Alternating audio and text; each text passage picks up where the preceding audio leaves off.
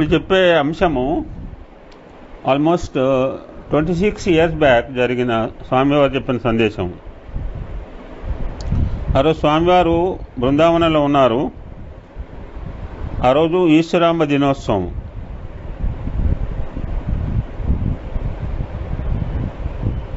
డెబ్బై మంది బాలవికాస్ పిల్లలకు శ్రీవారి యొక్క దివ్య సమక్షంలో సామూహిక ఉపనయనాలు అత్యంత వైభవంగా జరిపించారు స్వామి. ఆ సంవత్సరం స్వామి యొక్క 70th బర్త్డే.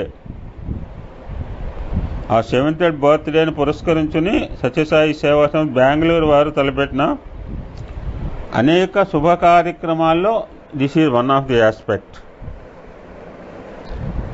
బృందావనంలో ఆ రోజు ఉదయం 8 గంటలకే మంగళవాద్యాలు మారుమోగినాయి.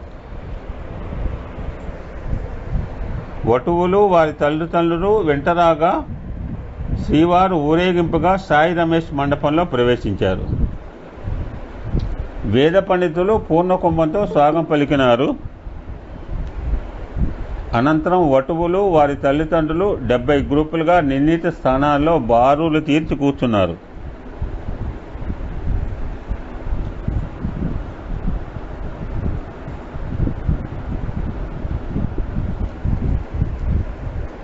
శ్రీవారు ప్రతి ఒక్కరి దగ్గరికి వెళ్ళి తమ దివ్యహస్తంతో యజ్ఞోపవీతాన్ని స్పృశించి పాద నమస్కారం అనుగ్రహించారు. వేదికపై పండితులు వేద మంత్ర ఉచ్చారణ తెలుపుతూ వటువులచే యజ్ఞోపవీత ధారణ చేయించారు. శ్రీవారు వరుస వరుసకు తిరుగుతూ వటువులపై వారి తల్లిదండ్రులపై అక్షింతలు చల్లి ఆశీర్వదించినారు.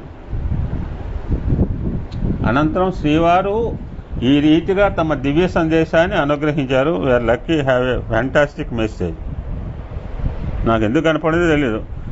31 సంవత్సరాల సనాతన సారథులండి. అటు కుప్ప రాసి పోసుకున్న విడగొట్టే సంవత్సరం 5 జస్ట్ క్యాజువల్లీ ఇది నాకు కంటపడింది. ప్రేమస్వరూపులారా,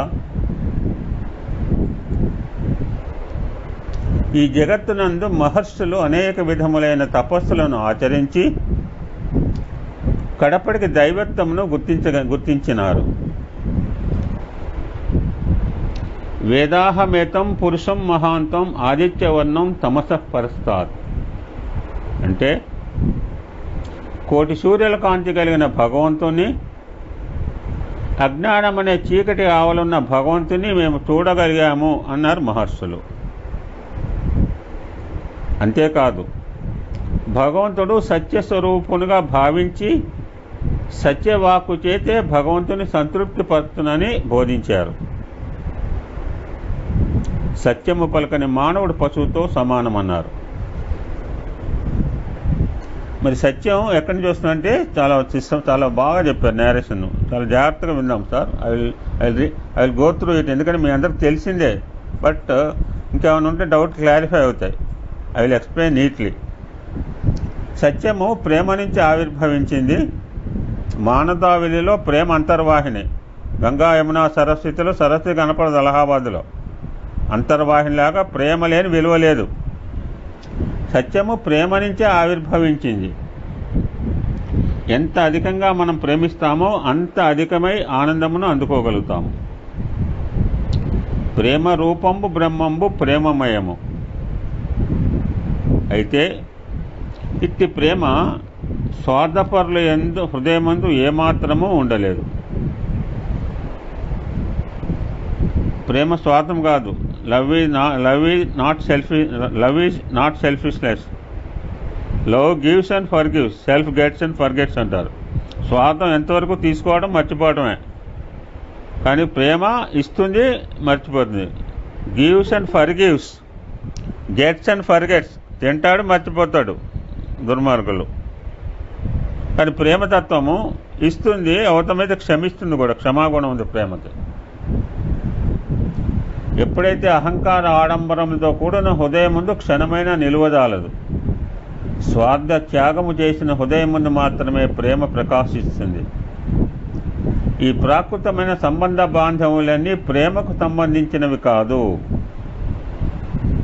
ఇవి కేవలము అనురాగ సంబంధమైనవి, ఆనందరహితమైనవి, తాత్కాలిక సుఖమును అందించేవి. కానీ పరమాత్మని పైన మరల్చిన ప్రేమ నిత్య సత్యమైనది. The desireless love towards God is devotion అని చెప్తా నేను. భక్తి అంటే ఫలాపేక్షిత రహితంగా 2 చేతులు జోడించి వెంకటేశ్వర స్వామి ముందుగా, సత్యసాయి బాబా అమ్మవారి ముందు ఉంచో. ఏ డిజైర్లెస్ లవ్ టువర్డ్స్ గాడ్. ఎటు కోరికలు కోరద్దు. నువ్వు కోరితే మాత్రం అది భక్తి కాదు. The desireless love towards God, భగవంతుని ఎందు స్వార్థరహిత ప్రేమయే భక్తి. That's the fantastic definition given by భగవాన్. అట్టి ప్రేమనే మానవులకు శాశ్వతమైన ఆనందం అందిస్తుంది. అనేక మంది జగత్తులో భగవంతుని ప్రేమిస్తున్నామని పలుకుతారు, కానీ నిజంగా విచారించి చూస్తే 1,000,000 ఒక్కడు కూడా దొరకటం లేదు అంటారు స్వామి. అందరూ కూడా ఏదో ఫలాపేక్షతోనే భగవంతుని ప్రేమిస్తున్నారే కానీ స్వార్థరహితంగా ప్రేమించటం లేదు. This is not devotion. నువ్వు ఎప్పుడైతే ఆపేక్షతో నువ్వు భగవంతుని ప్రేమించావో అది భక్తి అనిపించుకో. It's not devotion. ఇది భక్తి అనిపించుకోకూడదు. భగవంతుడు కావాలని మీకు ఆశ కలదా? ఆధ్యాత్మిక మార్గంలో మీ జీవితాలను సార్థకం కావించుకోవాలని సంకల్పం కలదా? ఎస్, మనందరికీ ఇదే కోరిక, ఇక్కడ కూర్చున్న వాళ్ళందరికీ. అట్లయినా ఒక్కని ప్రేమను మాత్రం మీరు అభివృద్ధి పరుచుకోండి. ప్రేమ కంటే మించిన మరొకమైన బలమైన శక్తి ఈ జగత్తులో ఎక్కడా కానరాదు. బ్యూటిఫుల్ నేరేషన్ చెప్తారు స్వామి ఇక్కడ. పూర్వకాలంలో మహర్షులు కఠినమైన క్రూరమృగాలు నివసించే కారడుల్లో కాలం గడుపుతూ వచ్చేవారు. ఎలా సాధ్యమైంది? మరి ఆ క్రూరమృగాలు ఋషుల్ని ఏం బాధ పెట్టవా? ఏమాత్రం బాధ పెట్టేవి కావు. What is the reason? కారణం ఏంటి? ఆ ఋషుల దగ్గర ఉండిన ఆయుధం ఒక్కటే. వాళ్ళు కత్తులు కడాలు పట్టుకుని తపస్సు చేసుకోవడానికి పోలా. రాముడు కూడా అడుగుతుంది సీతామహాస్వాది, అడగబోతున్నావు, వాటి నీకు ఈ యొక్క ధనస్సు యొక్క అవసరం ఏంటంటుంది. నువ్వు వెళ్ళేది ఆ వనవాసం పోయినప్పుడు నీకు అవసరం లేదంటుంది. అప్పుడు చెప్తాడు, వనవాసంలో కూడా నీకు చేయాల్సిన పనులు దీని అవసరం ఉంటుందని చెప్పి ధనస్సు అని చెప్తుంది అన్నమాట. వీళ్ళ దగ్గర ఏం ఆయుధాలు లేవు, బట్ ఒక ఆయుధం మాత్రం వాళ్ళ దగ్గర ఉంటుంది. ఏమిటి ఆయుధం అంటే ప్రేమాయుధము. ఈ ప్రేమాయుధం చేతనే వారు క్రూర మృగములను కూడా శాంత స్వభావాలుగా మార్చగలిగినారు. కానీ ఈనాడు మానవుడు అనిపించుకొని కూడాను క్రూరముఖం కంటే మరింత క్రూరంగా ప్రవర్తిస్తున్నాడు మనిషి. What is the reason? కారణం ఏంటి? స్వార్థపరమైన ప్రేమను పెంచుకుంటున్నాడు. సెల్ఫిష్ లవ్, సెల్ఫ్లెస్ లవ్ కాదు, సెల్ఫిష్ లవ్. కనుకనే ఒక్క క్షణమైనా తాను శాంతిని అనుభవించట్లేదు అని స్వామి చెప్తూ ఇంకాస్త ముందుకెళ్తారు. అన్నిటికీ సత్యమే మూలాధారము. సత్యమనే బీజం నుంచే విశ్వాసం అనే వేర్లు దిగుతాయి. దానిపైన భజన, చింతన, స్మరణ అనే వర్ష బిందువులను కురిపింపజేసి అందు నుంచి శాంతి అనే పుష్పాన్ని పోషించి మోక్షం అనే ఫలాన్ని అందుకోవచ్చును. మళ్ళీ వివరంగా చెప్తారు కింద. అంటే ఇప్పుడు మనకు చెప్తున్నారు, ఇప్పుడు ప్రతి మానవుడు సత్యమనే బీజాన్ని నాటాలి. ఎక్కడ? వేర్, తన హృదయంలో నాటుకోవాలి. నాటితే సరిపోయిందా? చాలదు. వృక్షమునకు వేర్లు ఆధారము కనుక విశ్వాసం అనే వేర్లు ఎంత లోతుగా దిగితే జీవితం అనే వృక్షం అంత భద్రంగా ఉంటుంది. The stamina of the tree depend upon their roots that has gone inside the depth of the earth. వేలు ఎంత లోపలికి పోతే అంత బలీయంగా చెట్టు ఉంటుంది. కానీ ప్రకృతి వైపరీత్యాలు వచ్చి కూకటి వేలతో సహా చెట్లు పడిపోతాయి.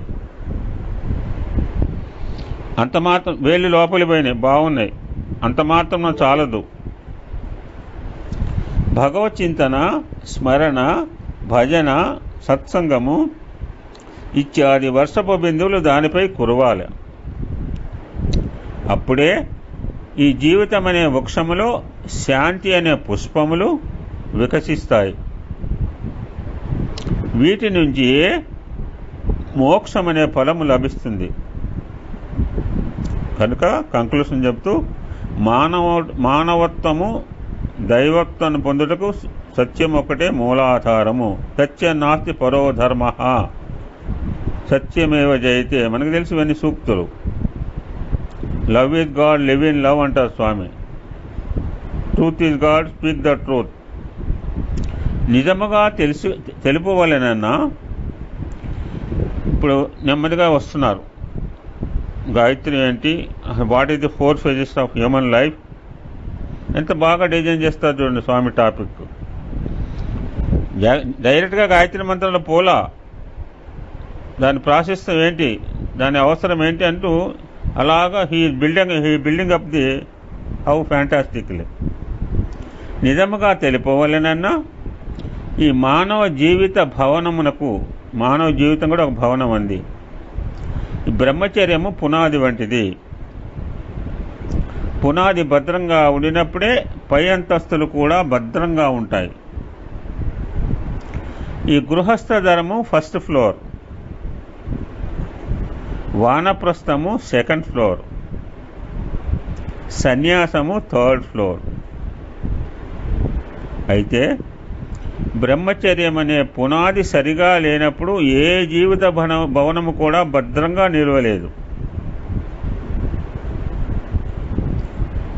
అందులో ఉపనయనం చేస్తున్నారు కనుక స్వామి ఆ యువకులు స్ట్రెస్ చేస్తున్నారు. యువకులైన మీరు సరి అయిన ఆదర్శం అందించినప్పుడే ఈ జగత్తు నిత్య కళ్యాణము పచ్చతోరణంగా కలకలలాడుతుంది. మనందరం కూడా నిత్య కళ్యాణం పచ్చతోరణం కావాలంటాం, అంటే సరిపోతుందా? For that we have to work. భగవత్ ప్రేమను అధికం పెంచుకోవాలి. ప్రతి విద్యార్థి, ప్రతి యువకుడు బ్రహ్మచర్యమునే పునాదిని భద్రంగా చేసుకోవాలి అని అక్కడ మొదలుపెట్టారు. అసలు గాయత్రి అంటే ఏంటి చాలా ఎలాబొరేట్గా చెప్తారు ఇప్పుడు. అంటే మరీ డీటెయిల్గా చెప్పరు, బేసిక్ పాయింట్స్ అనేది కవర్ చేస్తారు ఇప్పుడు. భూర్భువస్వః. సమస్త విశ్వము మానవుని హృదయమందే లీనమై ఉంటున్నది. విశ్వమునకు హృదయమే నిలయము కనుక విశ్వము విష్ణువు ప్రత్యేకము కాదు. ఈ విశ్వం అనేది బాహ్య స్వరూపము, విష్ణువు అంతఃస్వరూపము. సరే, ఎక్కడైనా you want clarification please ask me. అంతఃస్వరూపమైన విష్ణువు యొక్క ప్రతిబింబమే. మనం ప్రతిదీ కూడా 3 R'లు ఉంటాయి: రియాక్షన్, రిఫ్లెక్షన్, రిసౌండ్. మనందరూ కూడా స్వామి సాహిత్యంలో కాస్త పరిచయం ఉన్న వాళ్ళమే. ఎప్పుడు కూడా స్వామి చెప్తుంటారు reaction, action, reaction, sound, resound, reflection. అంతఃస్వరూపమైన విష్ణువు యొక్క ప్రతిబింబమే ఈ ప్రకృతి. దృశ్యకల్పితమైన ఈ జగత్తును, బయట ఉన్న జగత్తుని విశ్వడు అన్నారు. స్వప్న అవస్థ యందు ఉన్నవాడిని తేజస్సుడు అన్నారు. సుషుప్తి యందు గోచరించే శక్తిని ప్రాజ్ఞుడు అన్నారు. ఈ 3 రకాల స్థితిలో మనం ఉంటాం. జాగ్రత్త అవస్థలో ఉంటాము. ప్రస్తుతం కూడా జాగ్రత్త అవస్థలో ఉన్నాం. చాలా జాగ్రత్తగా చెప్తున్నా, మీకు చాలా జాగ్రత్తగా ఉన్నాను. ఎందుకంటే మనకి నిద్రమత్తు లేదు. ఇంకా నేనైతే బ్రేక్ఫాస్ట్ కూడా చేయలేదు. బాగా తిన్నాక నిద్ర వస్తుంది. ఇప్పుడు మనంతా ప్రస్తుతం జాగ్రత్త అవస్థలో ఉన్నాం.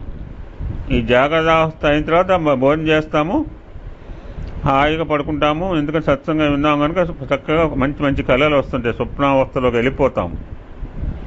ఆ స్వప్నావస్థ ఎందుకు అలానే వెళ్ళిపోయి చివరికి ఏమిది సుషుప్తి స్థితిలోకి వెళ్తాము.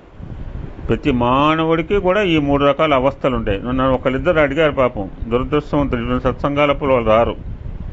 నా చేతిలో ఏం లేదు, వాళ్ళు అనమాట, రావాలా వద్దా అని. ఒక ఆయన అడిగాడు క్లారిఫికేషన్. సో బాహ్య స్థితిలో ఉన్నవాడు విశ్వడు అంటారు, స్వప్నావస్థ తేజస్సుడు అంటారు, సుషుప్తి యందు గోచరించే ప్రాజ్ఞుడు. ఈ 3 కూడా పేరు చాలాసార్లు స్వామి చెప్పినవే. కనుక ఈ జాగ్రత్త, స్వప్న, సుషుప్తులు 3 ఒక్క మానవుని హృదయముందే ఉంటున్నవి. దీనిని పురస్కరించియే గాయత్రి మంత్రంలో ఓం భూర్భువస్వః అని అన్నారు. అంటే భూలోకము, భువర్లోకము, సువర్లోకము ఇవి ఎక్కడ ఉంటున్నావి? ఇవి ఎక్కడ ఉంటున్నావి?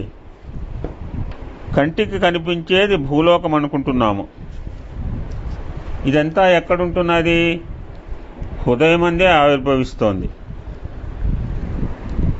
ఈ దృశ్య కల్పిత ప్రపంచమంతా పదార్థముల చేరిక. మనం బయట చూసేదంతా దాన్నే మన బాడీ కూడా అనుకోవచ్చు. మన దృశ్య కల్పిత ప్రపంచమంతా it's a combination of material, matter. This called matter. భూ అన్నారు స్వామి. దిస్ ఈజ్ కాల్డ్ భూ, మ్యాటర్.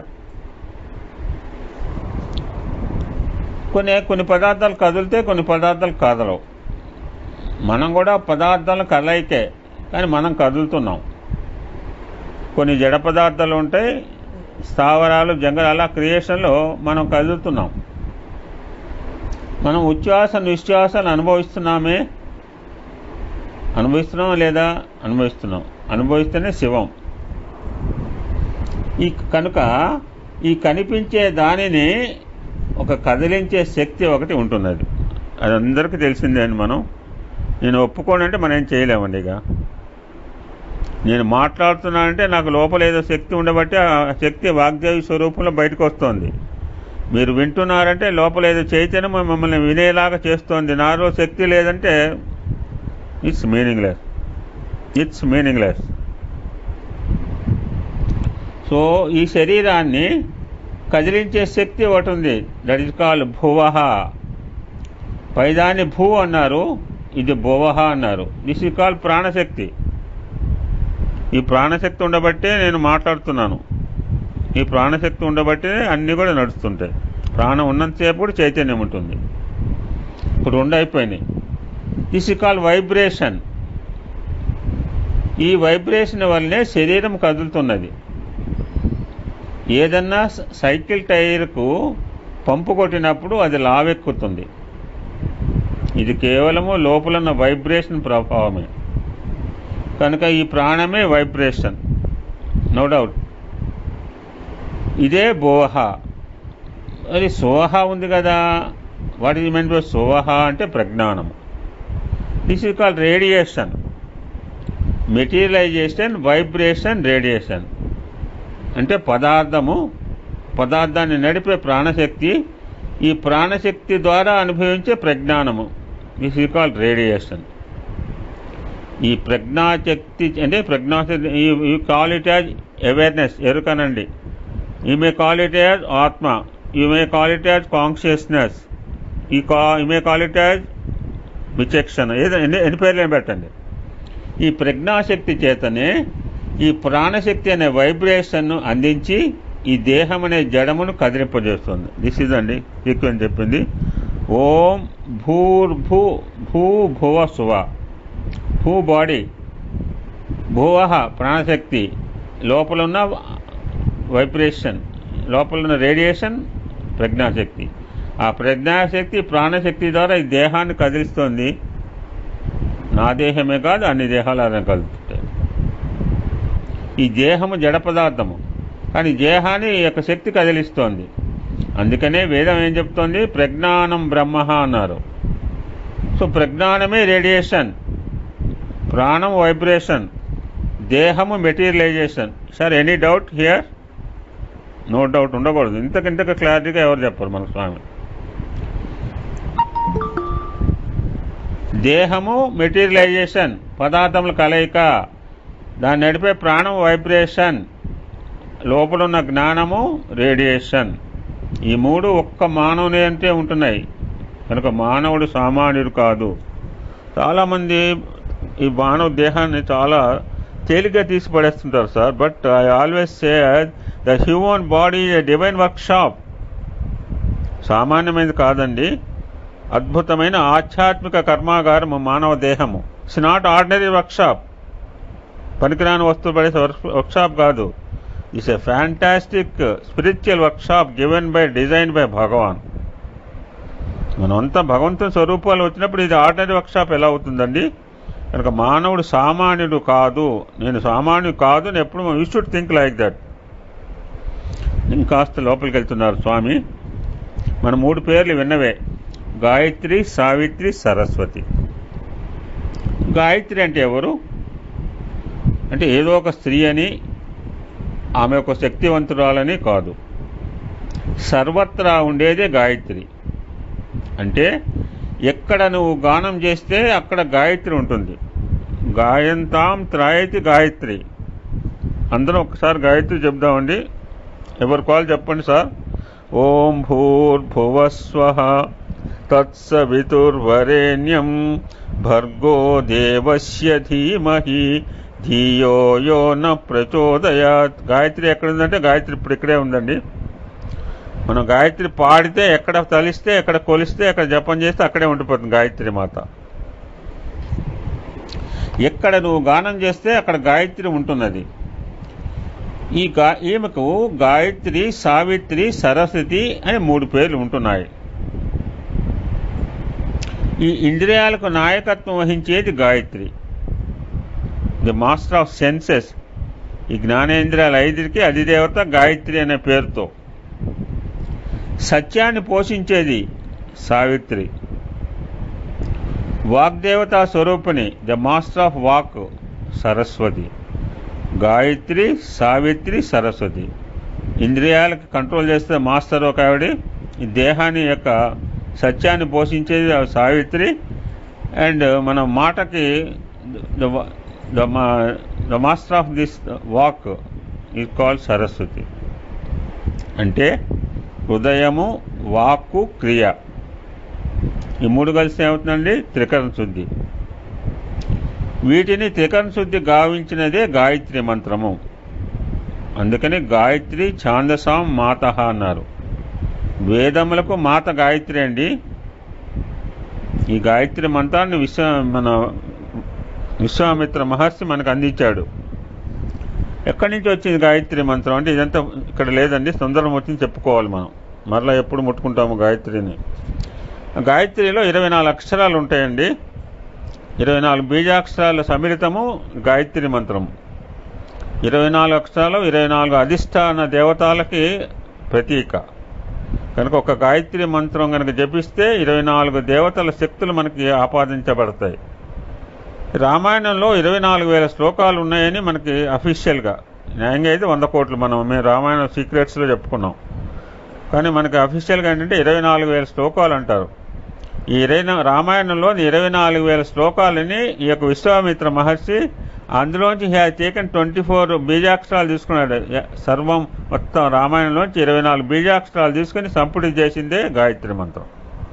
మనకు ఒక పర్యాయం మనం గాయత్రి మంత్రాన్ని పఠించామంటే ఒక తూరి మనం రామాయణం చదివిన ఫలితం మనకు లభిస్తుంది. అందుకని స్వామి చెప్తారు చివరిలో, ఎంత టైం పట్టింది? ఓం భూర్భువస్వ తత్సర్వితుర్వరేణ్యం అని భర్గోదేవస్య ధీమహి ధియో న ప్రచోదయాత్. ఆ మాటలు ఈ మాటలు చెప్పుకుంటూ మీ జీవితాలు కాలాన్ని వృధా చేసుకుంటున్నారే, హాయిగా గాయత్రి చెప్పుకోమని చివరిలో మనకు అందరూ భావన చేస్తారు స్వామి. కనుక గాయత్రి మనం జపించడం మనం ఒక అలవాటుగా చేసుకోవాలండి.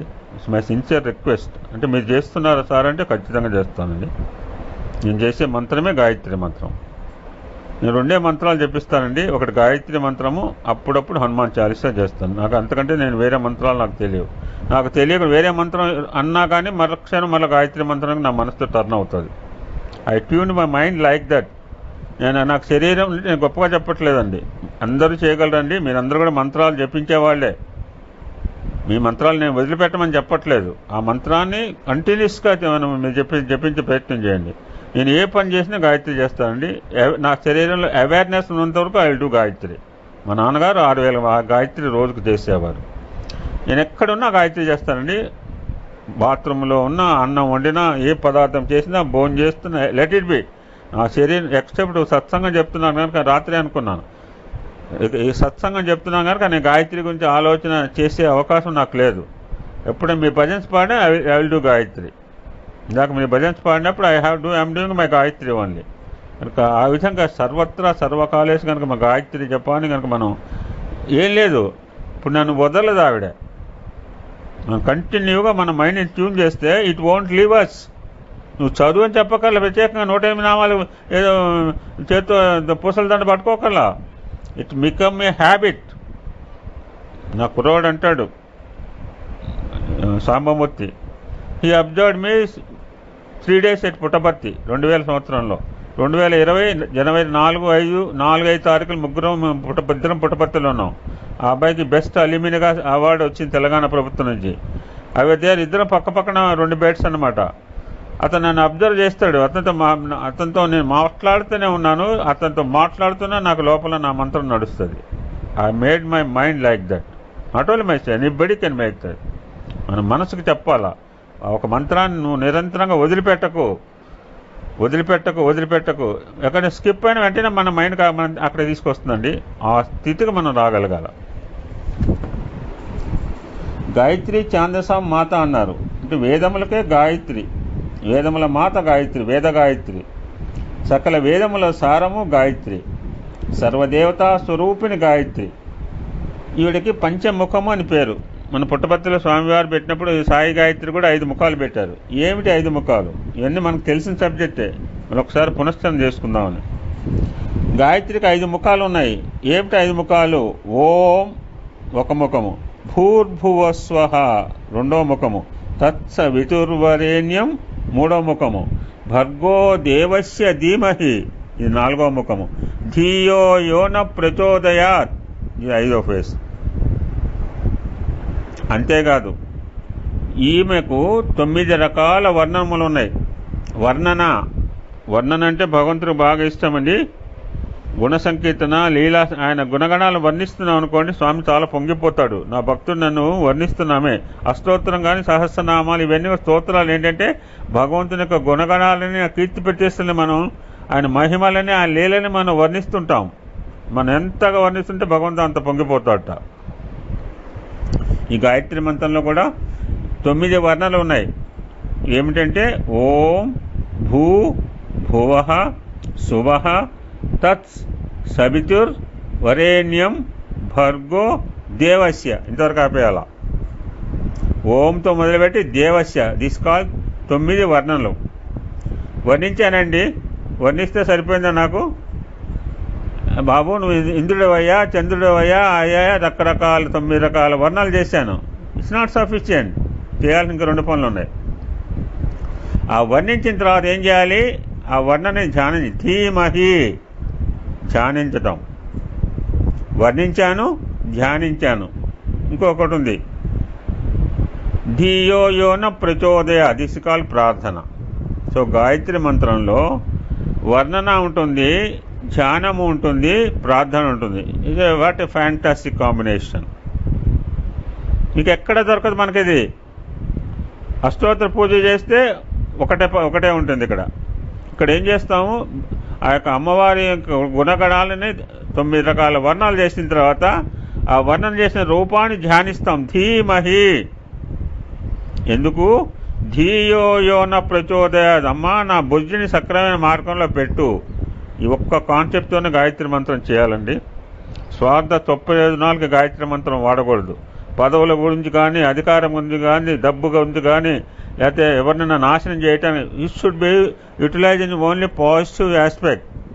కేవలము ఓ తల్లి నా బుద్ధిని ప్రకాశింపచేయి, ధియో యోన ప్రచోదయాత్ అన్న ఒక పవిత్రమైన భావంతోనే మనం గాయత్రి మంత్రాన్ని జపించాలి, గాయత్రిని ఉచ్చరించాలి. ఈ 3 ఒక్క గాయత్రి మంత్రంలోనే లీనమై ఉంటున్నవి. ఇంకాస్త లోపలికి వెళ్తారు స్వామి. మన కర్మల గురించి చెప్తున్నారు. కర్మణ్యేవాధికారస్తే భగవద్గీతలో కూడా చెప్పాడు. కర్మానుబంధి మనుష్యలోకే. మనం కూడా అవతారమే, మానవ జన్మ కూడా అవతారమే. మానవ జన్మ ఎందుకు వచ్చిందంటే కర్మలు చేయటానికి వచ్చింది. భగవంతుడు ఏ కర్మలో ఆచరించక్కర్లా. ఏ కర్మలో ఆచరించిన కర్మలు నిర్విరామంగా ఆచరిస్తున్నాడు స్వామివారు. కృష్ణుడు అలానే ఆచరించాడు, రాముడు అలానే ఆచరించాడు. There is no necessity to perform any activity by any avatar పురుష. కానీ వాళ్ళు ఎందుకు చేస్తున్నారంటే మనకు ఆదర్శాన్ని ఇవ్వటానికి చేస్తున్నారు. Swami always busy for more than 20 hours. ఒక యువకుడు కూడా స్వామితో పాటు నడవలేదు. 20 గంటలు వర్క్ చేసి అలాగా యాక్టివ్గా ఉంటారు స్వామి. సో కర్మణ్యేవాధికారస్తే అంటూ దిస్ ఆల్సో రిలేటెడ్ గాయత్రి. ఉపనయన సంస్కారము ఏదో బ్రాహ్మణులు నియమించిన ఒక మూఢాచారమని అనేక మంది అనేక రీతులుగా అపహాస్యం చేస్తుంటారు. ప్రాచీన మహర్షులు, ప్రాచీన పండితులు కారణము లేని కార్యం ఉండదండి. ద కాజ్ అండ్ ఎఫెక్ట్, భగవంతుడి యొక్క కారణము కార్యం రెండు కూడా బోత్ ఆర్ ఇంటర్ రిలేటెడ్. ఆయన ఏ పని చేసినా దానికి ఒక కారణం ఉంటుంది. కారణం లేని కార్యం ఎప్పుడు కూడా భగవంతుడు చేయడు, మన చేత చేయించడు. ఈ కారణం లేని కార్యం ఏనాడు చేయలేదు. ప్రతి చిన్న విషయమునకు అనంతమైన అర్థములు ఉంటున్నాయి. మన ప్రాచీన సంప్రదాయమును మనం అనుసరించాలి. ప్రాచీన సంస్కారమును అర్థం చేసుకోవాలి. అర్థం చేసుకొని ప్రయత్నపూర్వకంగా ఆచరణలో పెట్టాలి. ఈనాడు సోమరితనం అధికమైపోయింది. కర్మణ్యేవాధికారస్తే అంటే అధికారము కర్మలోనే ఉంటున్నది, కానీ కర్మాధికారంలో మానవులు ప్రవేశించటం లేదు. ఫలాధికారం మాత్రం ముందుకు వస్తుంటారు. బాధ్యతలు స్వీకరించడానికి ముందుకు రారు, హక్కులకు మాత్రం ఫైటింగ్ చేస్తారు అంటారు Swami. You accept the responsibility, automatic the rights will come to your feet అన్నారు. రాజ్యాంగం కూడా అదే చెప్పింది. నీ బాధ్యతలు నిర్వర్తిస్తే నీ హక్కులు నీకు ఆటోమేటిక్గా వస్తుంది. ఇక్కడ కర్మలు చేయటానికి ముందుకు రాము, కానీ కర్మ ఫలితం మాత్రం ఫలాధికారం మాత్రం ముందుకు వస్తుంటారు అంటారు. కారణం ఏంటి? లేజినెస్. ద లేజినెస్ ఈ రస్ట్ అండ్ డస్ట్ అన్నారు. ఇదే సోమరత్వము. పుణ్యమునకు ముందుకు రావటం లేదు, కానీ పుణ్యఫలము మాత్రము ముందుకు వస్తారు. పాపాలు చేస్తున్నారు, కానీ పాపఫలం మాత్రం వద్దంటుంటారు. ఇది ఎట్లా పోతుంది? చేసింది తప్పక అనుభవించే తీరాలి. దిస్ ఈజ్ కాల్డ్ ధర్మశాసనం అన్నారు స్వామి. ఇంకాస్త లోపలికి వెళ్తూ 4 జన్మలు ప్రతి మానవుడు కూడా హీ హ్యావ్ 4 బర్త్స్. ప్రతి మానవుడు కూడా 4 జన్మలు ఎత్తుతాడు. ఏంటో అవి చాలా స్వామి చాలా క్లియర్గా అర్థమయ్యేది చెప్తారు ఇక్కడ. యువకులైన మీరు ఈనాటి నుంచి ఒక పవిత్రమైన దీక్షను పట్టాలి. అంటే వాళ్ళందరూ కూడా ఉపనయనం అయిన తర్వాత యజ్ఞోపవీతం వేశారు. ఏదో ఒక యజ్ఞోపవీతం వేసుకున్నంత మాత్రం సరిపోదు. మానవునికి 4 విధములైన సంస్కారాలు ఉంటున్నాయి. వాడు కోటీశ్వరుడు కావచ్చు, కూటి పేదైన కావచ్చు, తల్లి యొక్క గర్భం నుంచి పుట్టాల్సిందే. ఒక చక్రవర్తి కావచ్చు, చండాలుడు కావచ్చు, తల్లి గర్భం నుంచి పుడుతున్నాడు. అది సహజ జన్మ. స్వామి, మీ జన్మ ప్రవేశమా ప్రసవమా ఒకడు అడిగాడు భక్తుడు. అప్పుడు స్వామి చెప్పకుండా తల్లిదారు చెప్పించారు, అవతార పురుషులంతా ప్రవేశమే, నాట్ బయలాజికల్. రాముడికి అలానే అయ్యాడు, కృష్ణుడికి అలానే అయ్యాడు. రాత్రి దైవ మానుష రూపంలో బాగా చెప్పాడు ఆయన రామకృష్ణ గారు. ఒకళ్ళిద్దరు ఉన్నారు గ్రూపులో జాయిన్ అయిన వాళ్ళు. ఈవెన్ బుద్ధ భగవానుడికి కూడా అలానే వచ్చింది. ఒక ఏనుగు దేహంలో ఆ మాయావతికి దేహంలో ప్రవేశిస్తుంది మన బుద్ధ భగవాన్ చెప్పున్నాడు. ఇట్స్ నాట్ బయలాజికల్, అది కేవలము భగవత్ శక్తి ప్రవేశం మాత్రమే. గాయత్రి మంత్రోపదేశం జరిగిన తర్వాత ద్విజుడు అవుతాడు. అంటే ఇది 2వ జన్మ. అంటే పూర్వపు మాలిన్యమును గాయత్రి మంత్రం చేత పరిశుద్ధము గావిస్తాడు. ఈనాడు ఉపనయనం జరిగిన వారు 2వ జన్మ ఎత్తారు. తరువాత 3వ జన్మ కూడా ఎత్తాలి. ఏమిటది? వేద అధ్యయనము. వేద అధ్యయనం గావించినప్పుడే విప్రుడు అవుతాడు. ఇప్పుడు 3వ స్టేజ్కి వచ్చాడు. వేదాధ్యయనం చేస్తే సరిపోయిందా? అంత మాత్రమే చాలదు. భగవంతునికి మన వేద జ్ఞానం కానీ మన శాస్త్ర జ్ఞానం కానీ పనికిరాదండి. నేను 32 డైరీలు రాశానని పెడితే స్వామిని మన నవ్వాడు. మీకు డైరీలో మీకు ఒకళ్ళిద్దరికి చెప్పాను, మా సభ్యులు అడిగితే ఎగ్జిబిట్ చేసిన. అసలు జనరల్గానే I want exhibit my diaries. మా సత్సంగ గ్రూపులో ఒకసారి అంటే స్వామి ముందు పెట్టా. స్వామి నన్ను మంచిగా ఇచ్చారు చంపదవ్వ, ఏమిటి ఎగ్జిబిషన్ చేస్తున్నావు అన్నారు. కనుక భగవంతుడికి మనకు వేద జ్ఞానం ఎంత ఉంది, మన శాస్త్ర పరిజ్ఞానం ఎంత ఉంది, హీ డోంట్ వాంట్ ఇట్. ఇవన్నీ ఎందుకు? మన మనశ్శాంతికి మాత్రమే ఉపకరిస్తాయి. మనం వేదాధ్యయనం చేశాం. వేదమును అభ్యసించిన తర్వాత తిరిగి 4వ జన్మ ఎత్తాలన్నారు. ఏమిటది అంటే వేదాధ్యయనం అంటే బ్రహ్మతత్వం తెలుసుకున్నవాడు. బ్రహ్మతత్వం తెలుసుకున్నవాడే బ్రాహ్మణుడు అన్నారు. హూ రియలైజెస్ బ్రహ్మతత్వ ఇస్ కాల్డ్ బ్రాహ్మణ. అంటే 4 జన్మలు చక్కగా చెప్తారు మరలా.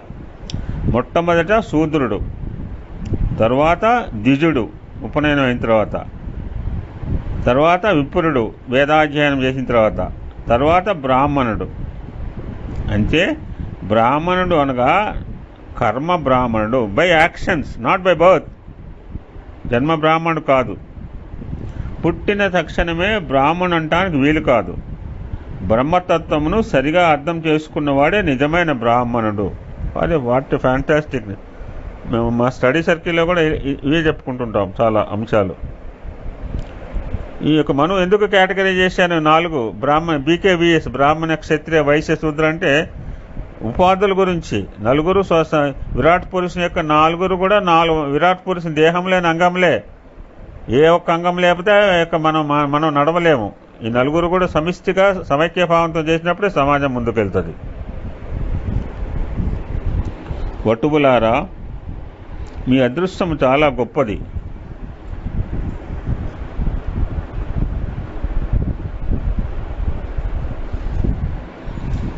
ఈనాడు వైశాఖ మాసం. అదృష్టం అండి, ఇప్పుడు కూడా వైశాఖ మాసంలోనే ఉన్నాం. చక్కని దినము. మీరు ద్విజులుగా మారినారు. ఇది 2వ జన్మ. గడిచిపోయింది ఏదో గడిచిపోయింది. పాస్ట్ ఈ పాస్ట్. ఇంకా ఇప్పుడు వర్తమానం చాలా ముఖ్యమైనది. భగవంతుడు మట్టిని నీటిని రెండింటిని సృష్టించాడు. కానీ మట్టిని నీటిని కలిపి పాట్ ప్లేట్, పివటి పాట్ అండి, PLAT ప్లేట్. ఆ మట్టిని నీటిని కలిపాడు కుమ్మరి, ఈ పాట్ అండ్ ప్లేట్ తయారు చేశాడు. అదే రీతిగా మీ దేహం అనే పాత్రను తల్లిదండ్రులు సృష్టించారు. వీరికి మీరు తగిన కృతజ్ఞత ఇవ్వాలి. తల్లిదండ్రుల హృదయాలను సంతృప్తిపరచాలి. వారిని ప్రసన్నులుగా గావించుకోవాలి. తల్లిదండ్రులను సంతృప్తిపరచినప్పుడు మీరు ఏమాత్రమూ సుఖం పొందలేరు. పుత్రుని విషయంలో తల్లిదండ్రులు చాలా ప్రేమగా ఉంటారు. దుర్మార్గులైన తల్లిదండ్రులు లేరు. మిగతా విషయాల్లో దుర్మార్గులు కావచ్చు, కానీ కొడుకు విషయంలో మాత్రం వారు దుర్మార్గులు కారు. కనుక మీరు తల్లిదండ్రుల ప్రేమను అభివృద్ధి పరచుకోండి. మంచి విద్యావంతులు కండి. విద్యతో పాటు సంస్కారవంతులు కూడా కండి అంటున్నారు స్వామి. ఉత్తమమైన జీవితాన్ని పోషించుకోండి అంటున్నారు. ఒక ఆదర్శవంతులుగా నిలవండి అంటున్నారు స్వామి. ఇదే గాయత్రి యొక్క ప్రధానమైన ఆశీర్వాదం. గాయత్రి మీ ఇంద్రియాలను రక్షిస్తుంది, మీ వాక్కును పోషిస్తుంది, మీ జ్ఞానాన్ని ప్రచురింపజేస్తుంది. ఇంతకంటే ఏం కావాలని చెప్పండి మనకి? The master of senses, the master of world, the master of intellect. ఈనాడు ఈశ్వరమ్మ దినము. మీ తల్లులందరూ మాతృదేవతలే. మన సంస్కృతి యందు మాతృదేవోభవ, పితృదేవోభవ, ఆచార్య దేవోభవ, అతిథి దేవోభవ అన్నారు. అనగా 4 దేవతలు ఉంటున్నారు ఆరాధనకు. ఒకానొక సమయంలో సీత భగవంతుని ఆరాధించమని ప్రపంచానికి బోధించే సమయంలో రాముడు అడ్డు తగిలినాడు. సీతారాములకు తెలియక కాదు. వాళ్ళు ఏం చేసినా వాళ్ళ ఉద్దేశం అంటే ఒక లోకానికి ఒక ఆదర్శాన్ని అందించాలి. The perfect manifestation of Avatar అంటే ఒక మానవుడు, పరిపూర్ణ మానవుడు, సంపూర్ణ మానవుడిగా ఎలాగా చేయాలి రామ యొక్క అవతారం. అప్పుడు అంటారు రాములు వారు, ఓ పిచ్చిదానా, తల్లిదండ్రుల కంటే గొప్పవారు ఎవరున్నారు ఈ లోకంలో? తల్లిదండ్రులు కంటికి కనిపిస్తున్నారు. కుమారుని కష్టసుఖములలో ఆదుకుంటున్నారు. మనోభావాలను గుర్తిస్తున్నారు. సర్వ సమస్యలను తీరుస్తున్నారు. అలాంటి ప్రత్యక్ష దైవ స్వరూపులైన తల్లిదండ్రులను వదిలి కంటికి కనపడిన దేవుడు, పరిచయం లేని దేవుడు అసలు ఎక్కడ ఉంటాడో ఏమిటో అలాంటి వానితో సంబంధం కలుపుకుంటే ఏమిటి ప్రయోజనము? సర్వకాల సర్వావస్థలయందు స్నేహంగా ఉండే తల్లిదండ్రులే నాకు ముఖ్యులు అన్నాడు రామచంద్రమూర్తి. కనుక మనం కూడా మొట్టమొదటిగా తల్లిదండ్రులను ఆరాధించు.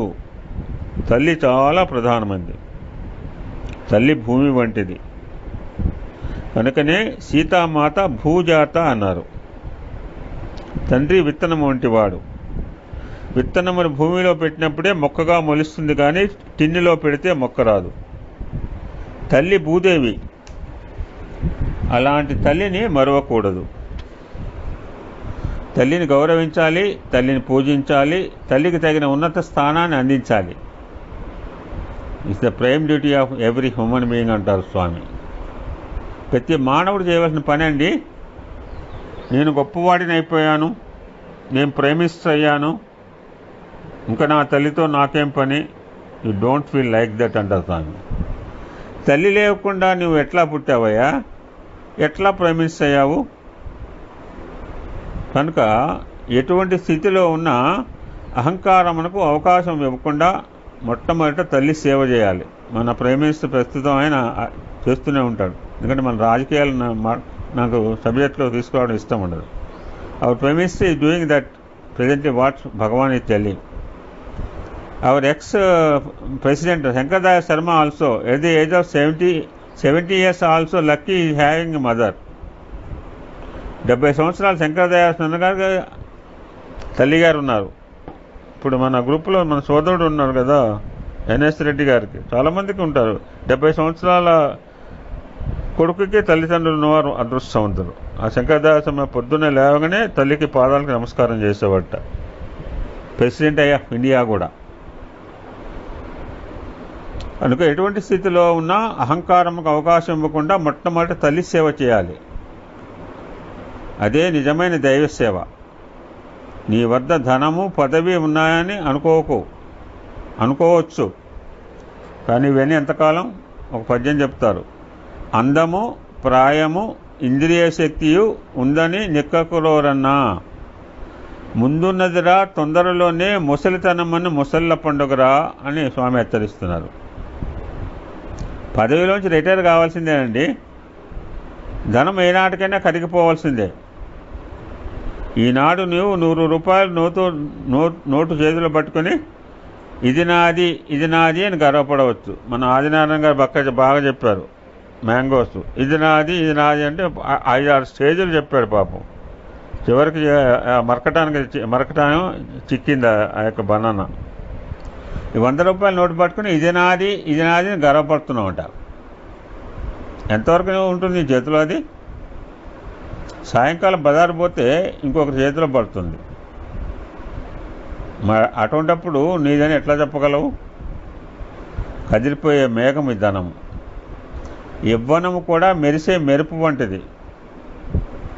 ఒక్క తూరి మెరిసినప్పుడు పెద్ద ప్రకాశం వస్తుంది, తక్షణమే చిమ్మ చీకటి క్రమ్మకుంటుంది.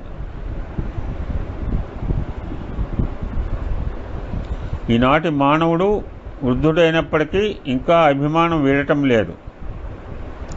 చచ్చే సమయం వచ్చినప్పటికీ ఇంకా అభిమానం పెంచుకుంటున్నాడు. పూర్వము నేను ఉరవకొండలో చెప్పినట్టు చేస్తారా అని ఒక నాటకం ఆడించాను. నేను 3 సార్లు వేయించాను. నా అదృష్టం ఈ చెన్నై వచ్చి కన్యానగర్ పిల్లలతో వాళ్ళకి తెలుగు రాదు, నాకు తమిళ్ రాదు, ఇంగ్లీష్లో కూడా వేయించే భాగ్యం స్వామి ప్రసాద్. థ్యాంక్ యూ స్వామి. నేను ఆదిలాబాద్ జిల్లాలో వేయించాను, ఖమ్మం జిల్లాలో వేయించాను కొత్తగూడెం పిల్లల చేత. ఈ చెన్నై వచ్చిన తర్వాత స్వామి బర్త్డే సందర్భంగా జిల్లా వ్యాప్తంగా మేము 2-3 అవర్స్ ప్రోగ్రామ్ చేస్తాం, కల్చరల్ ప్రోగ్రామ్ కామన్ డయాస్ మీద. అప్పుడు చెప్పినట్టు చేస్తారా నాటిక ఇంగ్లీష్లో డైలాగ్స్ ఆ పిల్లల చేత వేయించాను. అంతా ఎటువంటి వాళ్ళంటే మనం స్లమ్ బాల వికాస్ అనొచ్చు.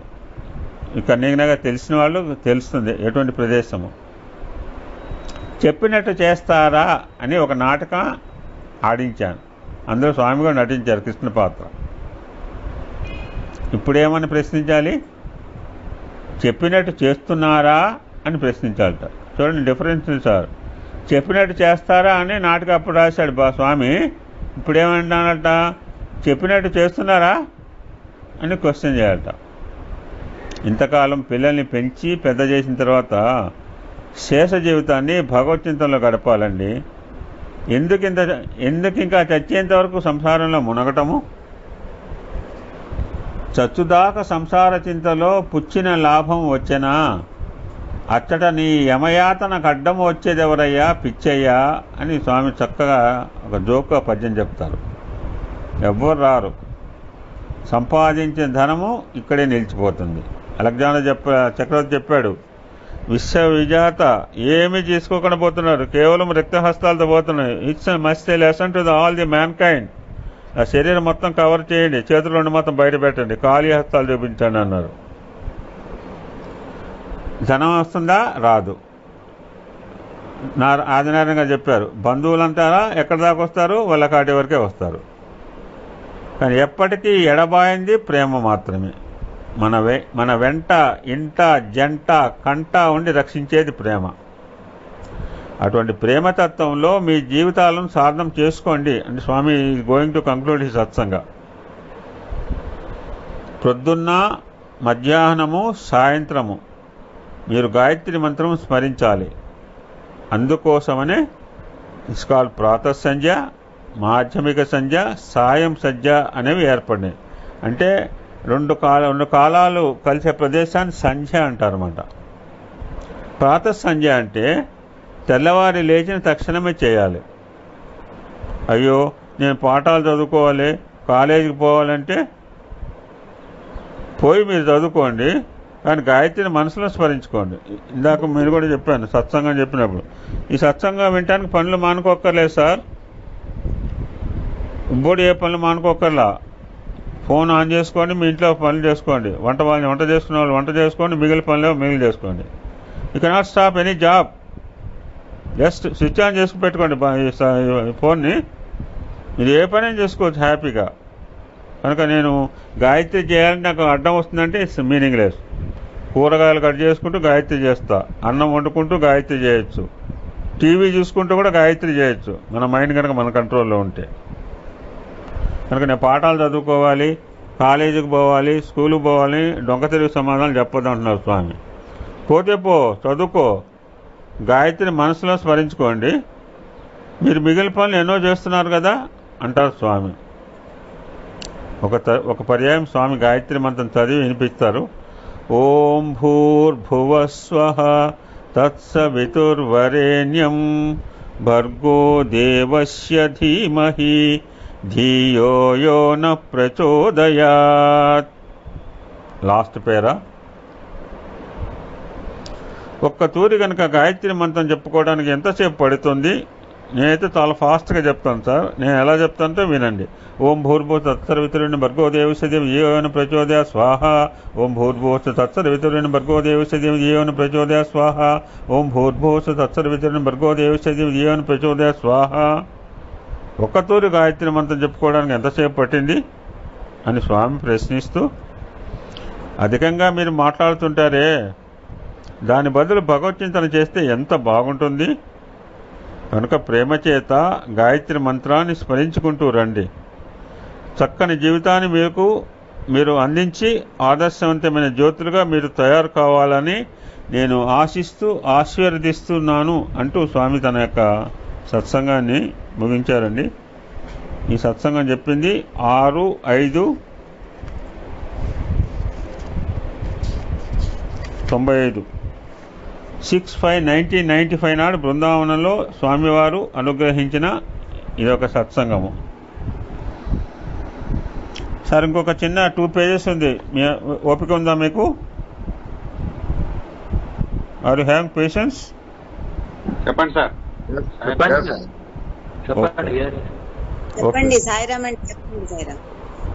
ఇది కూడా గాయత్రి సందేశమే.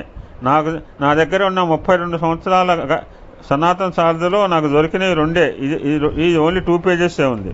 ఇది కూడా అనుకోకుండా అదే సంవత్సరం చెప్పారు స్వామి. మన అదృష్టం. I can finish in 15 minutes this topic. భక్తి శ్రద్ధలతో గాయత్రిని స్మరించండి.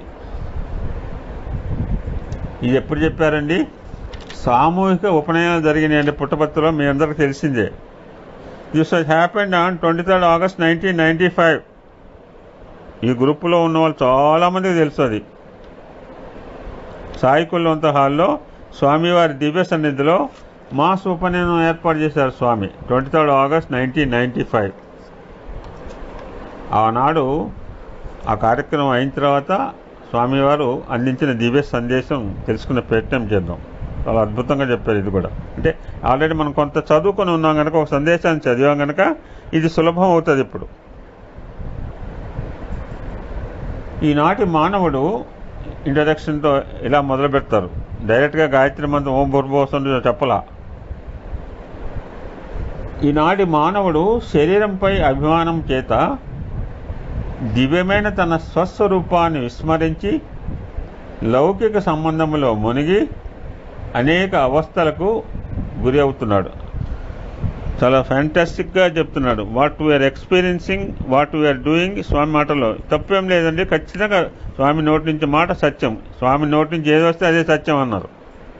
మనం చేసే పనే స్వామి 2 మాటలు చెప్పారు. ఎవరైనా ఎదుటి వ్యక్తి వచ్చి అయ్యా నీవెవరు అని ప్రశ్నిస్తే, నేను రామయ్యనండి, నేను కృష్ణయ్యనండి అంటూ దేహ అభిమానం చేత దేహానికి పెట్టిన పేరును పరిచయం గావించుకుంటున్నాడు. కొంత లోతుగా ప్రశ్నిస్తే నేను డాక్టర్ను, నేను లాయర్ను అంటూ తన వృత్తిని పరిచయం చేసుకుంటున్నాడు. ఇంకా కాస్త లోతుగా ప్రశ్నిస్తే ఐఎమ్ ఇండియన్, ఐఎమ్ అమెరికన్ అని తన దేశాల గురించి పరిచయం గావించుకుంటున్నాడు. నిజముగా ఇదేది సత్యం కాదు. రామయ్య, కృష్ణయ్య అనేవి తల్లిదండ్రులు పెట్టిన పేర్లే. మనం మొన్నే చెప్పుకున్నాం. పుట్టిన ప్రతివాడికి 5 పేర్లు ఉంటాయి. సత్, చిత్, ఆనందము, రూపము, నామము. నేను లక్ష్మీనారాయణ పెట్టుకున్నాను. ఒక్కోళ్ళు పేర్లు పెట్టుకున్నాము. తర్వాత మనం పుట్టంగానే మనకు 5 నామాలు ఉంటాయట. మనం ఏంటి అవి 5 పేర్లు? సత్, చిత్, ఆనందము, రూపము, నామము. సత్, చిత్, ఆనందము పర్మనెంట్, ఎటర్నల్, ఎప్పటికీ మారవండి. సచ్చిదానంద స్వరూపుడు అంటారు స్వామిని మనం. ఆ సచ్చిదానంద స్వరూపానికి అంటే మారంది, ఎప్పుడు ఎటర్నల్, శాశ్వతమైన 3. ఆ 3 మనం వదిలిపెట్టేసి అశాశ్వతమైన 2ని పట్టుకుంటారు. నువ్వు రూపాన్ని పట్టుకుంటున్నావు, నీ నామాన్ని పట్టుకుంటున్నావు. నీ రూపము మారకుండా ఉందా? చిన్న పిల్లవాడిలాగా బయటకు వచ్చావే, ఉయ్యాల్లో పిల్లవాడిలాగా ఉన్నావే, 5 years బాయ్ లాగా ఉన్నావే, 11 yearsకి వచ్చావే, 17 years అయ్యావే, 25 years ఎలాగ మారుతున్నావు? రూపం ఈ changing. Change is law of nature అంటారు. ఇదంతా సత్సంగంలో లేదండి. సెకండ్ వన్ నామం అండి. సరే, నామం అంటే ఫర్ రికగ్నేషన్. మనం ఎవరించి మదాలస గురించి చెప్పుకున్నప్పుడు చెప్పున్నాం. మదాలస స్టోరీ చెప్పినప్పుడు ఫస్ట్ 2 పిల్లలకి భర్త పేరు పెడితే పక్కన నవ్వేందిట. భర్త కోపం వచ్చింది. నేను మంచి పేర్లు పెడితే ఆజానుబాహుడు, అరవిందాక్షుడు అంటే నవ్వుతోందిట. నా భర్త ఎంత ఫూలిష్ ఫెలో, వీడు ఆజానుబాహుడా, వీడు అరవిందాక్షుడు. 3వ వాడికి నేను 2 సార్లు పెట్టాను, నీకు నచ్చలేక 3వ వాడికి నువ్వు పేరు పెట్టుకుంటే అల్లర్కుడు అని పేరింట. 3వ కొడుకు ఏం పెట్టింది? అల్లర్కుడు. What is the meaning? అల్లర్క్ అంటే మ్యాడ్ డాగ్. అలర్క మీన్స్ మ్యాడ్ డాగ్. యమకోపం వచ్చింది. నేను రాజుగారు ఏంటి, క్షత్రుని ఏంటి, నాకు ఎంత సంపద అంటే పెట్టినవాడు పిచ్చుకుక్క అని పేరు పెట్టావా అని అంటాడు. అవును, మరి తన స్వస్వరూప జ్ఞానాన్ని తెలుసుకున్నపోవటం పిచ్చుకుక్కే, అలర్కుడే అవుతాడని చెప్పి ఆ చిన్నప్పటి నుంచి ఓంకార మంత్రాలు అవన్నీ కూడా చేసి అతను అడవి పంపించి జ్ఞాన సంపాదన చేయించింది తల్లి ఆ యొక్క మదాలస. కనుక రూపము నామము మారేవి, ఇట్స్ నాట్ పర్మనెంట్. కానీ వీఆర్ క్యాచింగ్ బోత్ రూప అండ్ నామ, ఇగ్నోరింగ్ సచ్చిత్ ఆనంద స్వరూప.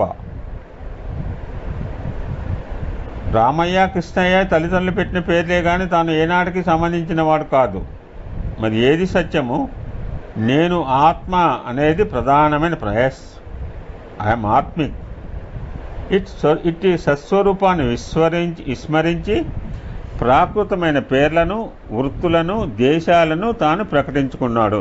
కరెక్టే కదని తప్పేమని చెప్పారా స్వామి? ఏమలేదు. నేను లక్ష్మీనారాయణ, కంప్యూటర్ ఇంజనీరు, ఆదిలాబాద్ జిల్లా, తెలంగాణ రాష్ట్రము, భారతదేశము నా బ్యాక్గ్రౌండ్. వీటిని ఆధారం చేసుకున్నాను, బతుకుతున్నా. కానీ ఆత్మను ఆధారం చేసుకుని బతకడం లేదు.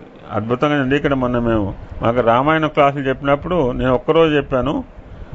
ఇక్కడ అబ్రహాం లింకన్ ఒక మాట చెప్తాడు సార్, ఎంత అద్భుతమైన చెప్తాడంటే తన పిల్లవాడికి. అబ్రహాం లింకన్ రోజు చూస్తాడు. ఇప్పుడంటే డైరీలు ఉన్నాయి, డైరీ సిస్టమ్ ఉంది. పిల్లలు రాగానే తల్లిదండ్రుల ముందు డైరీ వేసి కూర్చుంటాం. వాడికి రిఫ్రెష్మెంట్ కూడా ఉండదు. సరే, వాడు చేయబోతే తల్లిదండ్రులు చేస్తుంటారు హోంవర్క్. చాలామంది పేరెంట్సే చేస్తుంటారు హోంవర్క్. ప్రస్తుత కాలంలో నేను చూశాను. పిల్లలు చేయనీయరు, ఎందుకంటే వాడు అలసిపోయి వస్తాడు. ఇప్పుడంటే డైరీస్ ఉన్నాయి. అబ్రహాం లింకన్ కాలంలో డైరీ సిస్టమ్ లేదు. అక్కడ ఏం చేసేవారు పంతులు గారు, any communication to the parents they to right on the slate, paper పలక మీద రాసి పంపించేవారు. అబ్రహాం లింకన్ కొడుకుని ఎప్పుడు వాళ్ళ గురువుగారు మెచ్చుకునేవాడు. మీకు పిల్లవాడు చాలా స్ఫురద్రూపి అండి, చాలా తెలియగలవాడండి, ఏకసంతగ్రాహి అండి, అలా అండి, ఇలా అండి, అలా అని. అందులో ప్రెసిడెంట్ ఆఫ్ అమెరికా కదండి. 2 రకాల టాలెంట్, 20 రకాల టాలెంట్ చెప్తుంటాడు నాలాంటి గురువు. ఎందుకంటే ఆ యొక్క ప్రెసిడెంట్ కాకపట్టచ్చు అని చెప్పి. ఇన్ని రకాలు చూసిన తర్వాత అబ్రహాం లింకన్ ఒక రిప్లై రాస్తాడు. ఫ్యాంటాస్టిక్ రిప్లై సార్, ఎంత అద్భుతమైన పదం రాస్తాడండి అబ్రహాం లింకన్. నాకు హృదయంలో నాటుకుపోయింది అన్నమాట. పలక మీద రాస్తాడు గురుగారికి, గురుగారు మా పిల్లవాడికి మీరు అన్నీ నేర్పుతున్నారు సార్, ఒక్కటి నేర్పరా దయచేసి అని అన్నాడు. మరుసటి రోజు గురువుగారు, ఏమండి ఇన్ని నేర్పాను కదా, అన్నీ ఉన్నాయి, ఇంకేమంటే ఏమిటి నేర్పాలి అని ఆయన పంతులు గారు రిప్లై రాస్తే, మా పిల్లవాడిని ఆత్మను నమ్ముకోమని చెప్పరా దయచేసి, ఆత్మ నమ్ముకోవద్దని చెప్పండి. Don't sell my soul, you tell my son don't sell his soul. వాడు ఆత్మను నమ్ముకుని బతకమని చెప్పండి, మీరు చెప్తే బలంగా ఉంటుందని చెప్పి Abraham Lincoln return the slogan on the slate to the guru అండి.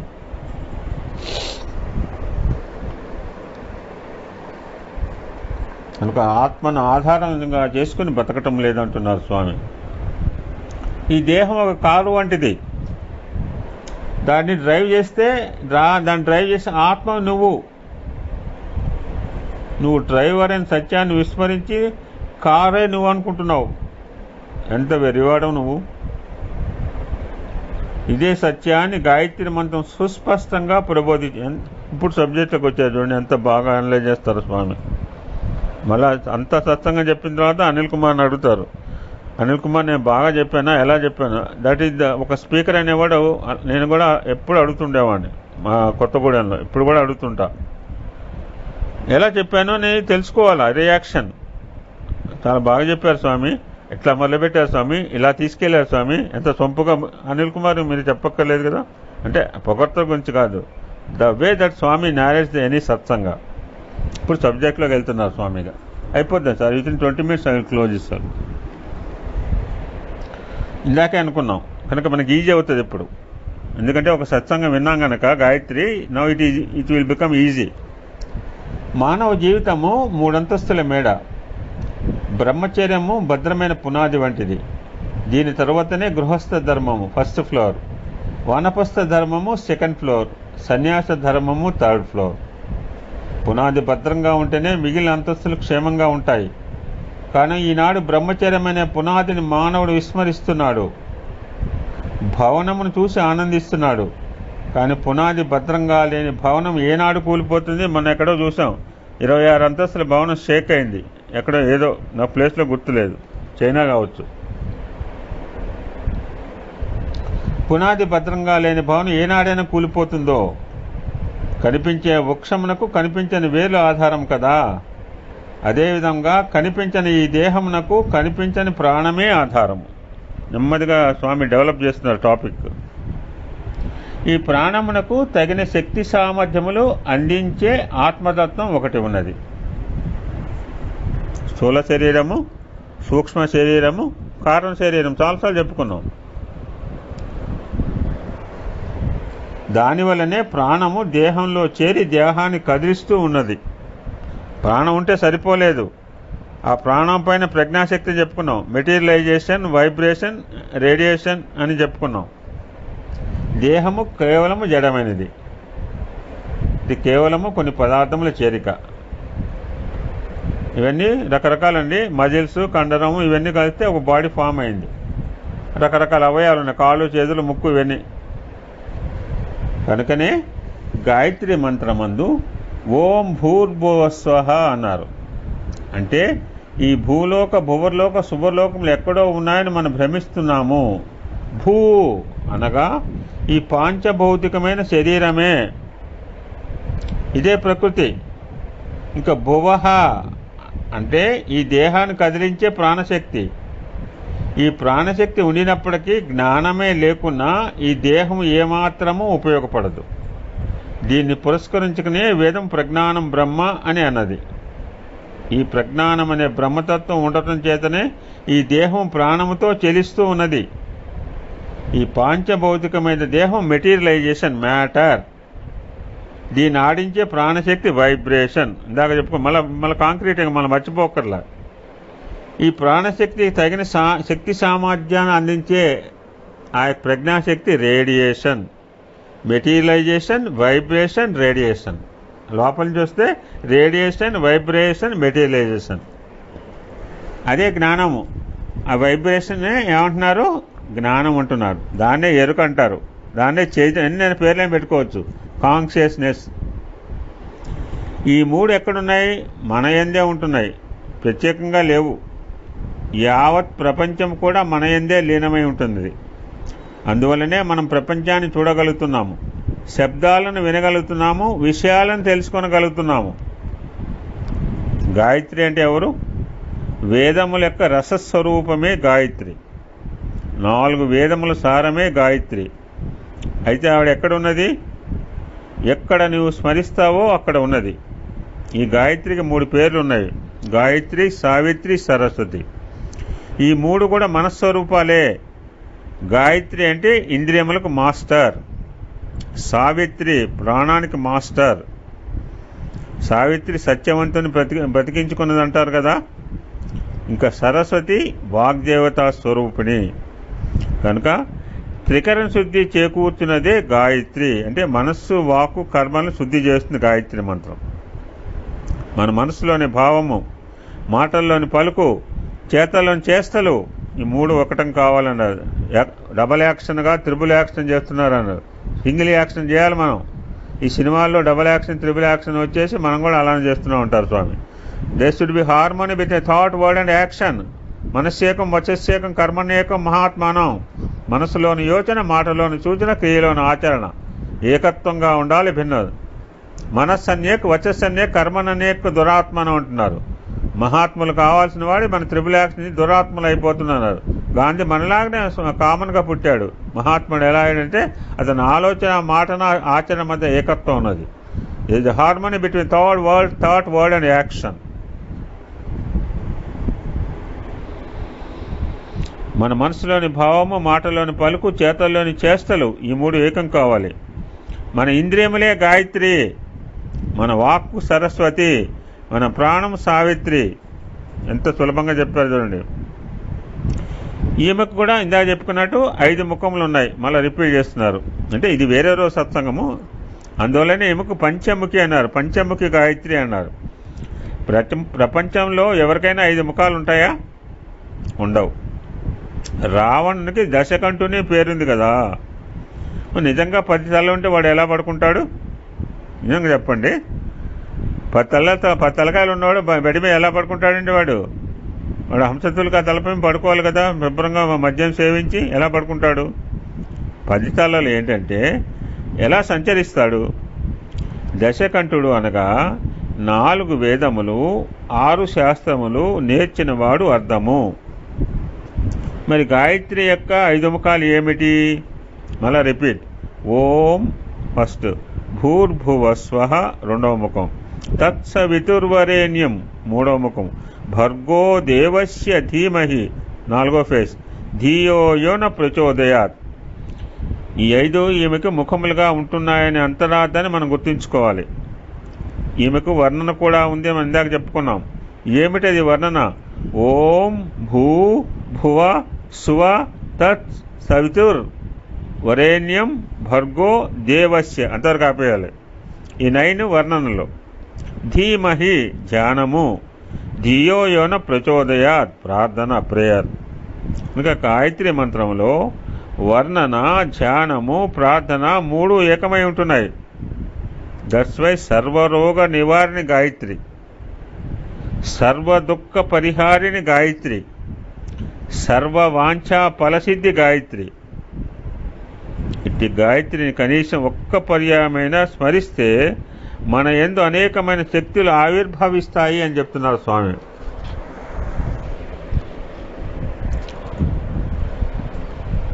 One minute sir.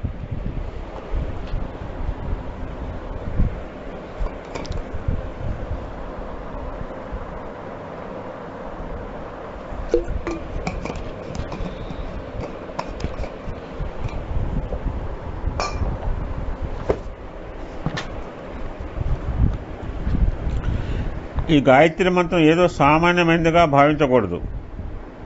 మన ఉచ్ఛ్వాస విశ్వాసం మందు కూడా గాయత్రి శబ్దం ఇమిడి ఉన్నది. సోహం ఈ శబ్దమే మన స్వస్వరూప జ్ఞానాన్ని చేస్తోంది, జ్ఞాపకం చేస్తోంది. ఏ విధంగా? సో అంటే అనగా, ఏంటది? దైవం. హం అనగా నేను.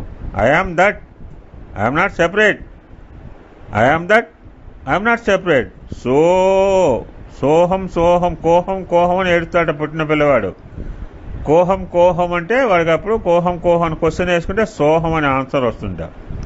సోహం మీన్స్ లోపలికి వెళ్ళేప్పుడు సో అంటాం, వదిలేప్పుడు హమ్ అంటాం. I am that, I am that, I am that ఎన్నిసార్లు అంటాము? రోజుకి 21,600 సార్లు అంటూనే ఉంటుంది. నువ్వు మానవుడు కాదు, నువ్వు దైవము, నువ్వు మానవుడు కావు, దైవము, నువ్వు మానవుడు హెచ్చరిస్తూనే ఉంది 21,600 టైమ్స్.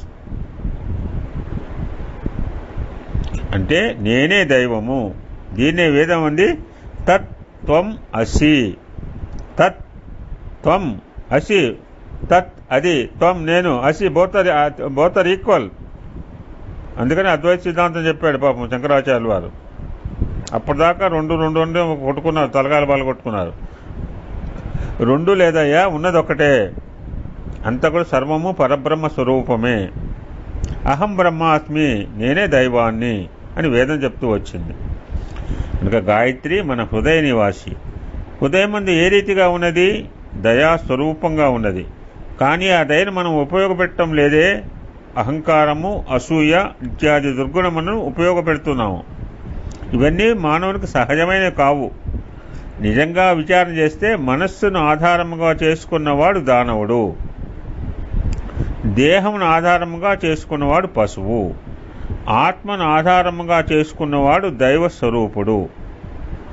కనుక దేహము, మనస్సు, ఆత్మ 3ంటిని ఆధారంగా చేసుకున్నవాడు మానవుడు.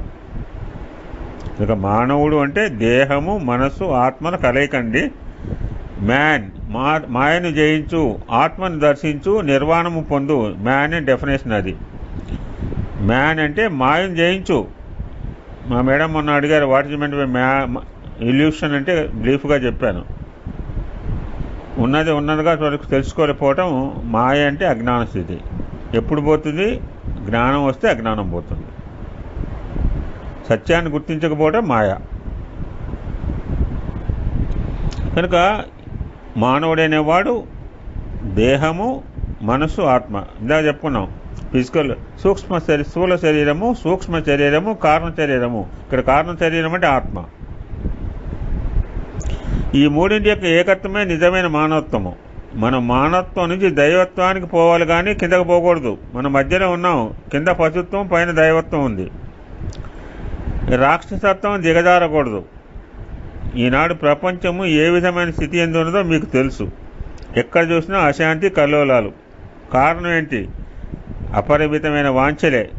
వాంఛలను వదులుకోవటమే వైరాగ్యం. మోక్షం అంటే మోహక్షయము. మోక్షం అంటే ఏదో ప్లేస్ ఉంటుంది ఎక్కడో తీసుకుపోతాను కాదు. మోహం లేకుండా ఉండటమే మోక్షం అన్నారు. స్వామి కంకులు చేస్తున్నది చాలా బ్రీఫ్ మెసేజ్. ప్రేమ స్వరూపులారా, మీరు ఏ మంత్రము చదవకపోయినప్పటికీ సర్వదేవతా స్వరూపైన గాయత్రి మంత్రాన్ని ఉచ్చరిస్తే ఇంకా ఇంకా బాధలు ఏమాత్రమూ బాధించవు. విద్యార్థులకు గాయత్రి అత్యవసరం. ఈనాడు మీకు ఉపనయనం అయిపోయింది, మంత్రోపదేశం జరిగింది, కానీ దీన్ని ఆచరించకపోతే ప్రయోజనం లేదు. ఈనాడు ఉపనయనంలో మీకు 3 ద్వారములు వేశారు. ఈ 3 ద్వారములే బ్రహ్మ విష్ణు మహేశ్వర స్వరూపాలు. ఈ 3 ద్వారములే భూత భవిష్యత్ వర్తమాన కాలములు. ఇవి 3 త్రినేత్రములు. ఈశ్వరునికి 3వ నేత్రం కూడా ఉన్నదనుకుంటున్నాము. అది ప్రత్యేక నేత్రం కాదు. ప్రతి మానవుడు కూడా గతాన్ని చూస్తాడు, వర్తమానాన్ని చూస్తాడు, కానీ భవిష్యత్తు చూడలేదు. కానీ భగవంతుడు భవిష్యత్తు కూడా చూడగలడు. కనుక అతన్ని త్రినేత్రుడు అని పేరు వచ్చింది. అంతేగాని అక్కడ ప్రత్యేకంగా అక్కడ ఒక నేత్రం ఉంటుంది అంటే భగవంతుడు త్రికాలములకు సాక్షి. ఈ witness past, present and future also. అందుకనే త్రిదళం త్రిగుణాకారం త్రినేత్యంత త్రియాయుధం త్రిజన్మ పాప సంహారం ఏకబెల్వం శివార్పణం అంటే ఒక మారేడు పత్రాన్ని ఆయన ఎత్తిమి పెడితే పొంగిపోతాడు పాపం. కనుక మన జీవితాన్ని భగవదర్పితం గావించుకునే నిమిత్తమై ఈ దారములో మీరు వేసుకున్నారు. అంటే యజ్ఞోపవీతం దారములు అనమాట. అంతేకాదు ఉపనయనమునకు మరొక అర్థం కూడా ఉన్నది. It's very important. ఉప అంటే సమీపం అండి. ఉపవాసంలో ఉప అన్న ఇదే. ఉప అంటే ఎక్కడైనా నియర్, గుర్తుపెట్టుకోండి. ఉపవాసములో అంటే ఉప అంటే సమీపం. ఇక్కడ ఉపనయనం అంటే నయనం అంటే నేత్రం. సర్వేంద్రియానం నయనం ప్రధానం, అందరికీ తెలిసిందే. ఇన్ని రకాలుగా ఉన్నాయి కానీ కళ్ళు అయితే గుడ్డోడి పని. మనం వేరే వాడిని డిపెండ్ అవ్వాల్సిందే. ఆ కళ్ళు లేని వాడిని మనం చూస్తే ఎంత బాధాకరంగా ఉంటుందో మనకు తెలియదు. కనుక సర్వేంద్రియానం నయనం ప్రధానం అన్నారు. నయనం అనగా నేత్రము అంటే భగవంతునికి సమీప దృష్టి కలిగిన నేత్రం ఈనాడు మీరు అందుకున్నారు. అంటే ఉపనయనం ఏంటంటే ఆ యొక్క అంతర్దృష్టి మేల్కొందనమాట. భగవంతునికి సమీపమైనప్పుడు మీరు పొందే ఫలితం ఏంటి? లివింగ్ విత్ గాడ్ అన్నాను. ఆదినారాయణ గారి ఇల్లు సాయి టెంపుల్ పక్కన, వెరీ నైస్. అది ఫిజికల్గా దొరకటం అదృష్టమే. కనుక ఫిజికల్తోనే ఆకుండా మన మనసును కూడా మన హృదయాన్ని భగవంతుని మానసికంగా హృదయంగా మనం భగవంతుని దగ్గర కావాలా. భగవంతుడు సమీపమైనప్పుడు మీరు పొందే ఫలితం ఏంటి అని మనకు క్వశ్చన్, డౌట్ రావచ్చు. ఎందుకంటే మన డౌటింగ్ థామస్ కదా. ఎయిర్ కూలర్ దగ్గర కూర్చుంటే వేడిపోతుంది, చల్లని గాలి తగులుతుంది. అగ్ని ముందర కూర్చుంటే చలిపోతుంది, వేడి తగులుతుంది. అదే విధముగా భగవంతునికి సమీపం కాబట్టి మీ దుర్గుణాలు పోతాయి, సద్గుణాలు వస్తాయి. విద్యార్థులారా, పవిత్రమైన వేదములు మొట్టమొదట బోధించిన 3: మాతృదేవోభవ, పితృదేవోభవ, ఆచార్యదేవోభవ. పుట్టిన రక్షణమే నువ్వు చూసే తల్లినే, తర్వాత నిన్ను పోషించేవాడి తండ్రి. ఇటు ప్రత్యక్ష దైవ స్వరూపులైన తల్లిదండ్రులను విస్మరించి దేవుడు ఎక్కడో ఉన్నాడని దేవులాడితే లాభం లేదు. నిన్ను కష్టముల్లో దుఃఖముల్లో ఆదుకొని అర్థం చేసుకుని నీ జీవితాన్ని పోషించిన వారు తల్లిదండ్రులు. నీ హెడ్, ఫుడ్, దుడ్డు, బ్లడ్ తల్లిదండ్రుల వరప్రసాదమే. ఎన్నో పర్యాలు చెప్తా పిల్లలకి. So belongs to parents. వాళ్ళు లేకపోతే తలకాయ లేదండి, వాళ్ళు లేకపోతే అన్నం లేదు, వాళ్ళు లేకపోతే డబ్బు లేదు, వాళ్ళు లేకపోతే బ్లడ్ లేదు. వాళ్ళ శరీరంలో ఏదో ఆ బ్లడ్ గ్రూప్ మనకు వస్తుంది. కనుక మొట్టమొదటి వారికి కృతజ్ఞత ఉండాలి. We must thank our parents. వారి ఆజ్ఞను శిరసావహించాలి. అప్పుడే మీరు నిజమైన భక్తులు అవుతారు. ఒకవైపు తల్లిదండ్రులు కంటనీరు నింపి మరోవైపున భగవంతుని ప్రార్థిస్తే ప్రయోజనం లేదు. జీవులను ప్రేమించాలి, దేవుని స్మరించాలి. దీనికి మించిన మరొక భక్తి లేదన్నారు. మొట్టమొదట లవ్ యువర్ పేరెంట్స్. నీ తల్లిదండ్రులు నీవు పుట్టకపూర్వమే ఉన్నారు. అటు తల్లిదండ్రులను ప్రేమించక మధ్యలో వచ్చిన భార్యను మాత్రమే ప్రేమిస్తాను, ఆనందం వస్తుందా? మొదట మీ తల్లిదండ్రులను ఆనందం వచ్చితే నీ జీవితం అంతా ఆనందపడుతున్నారు. లాస్ట్ పేరా.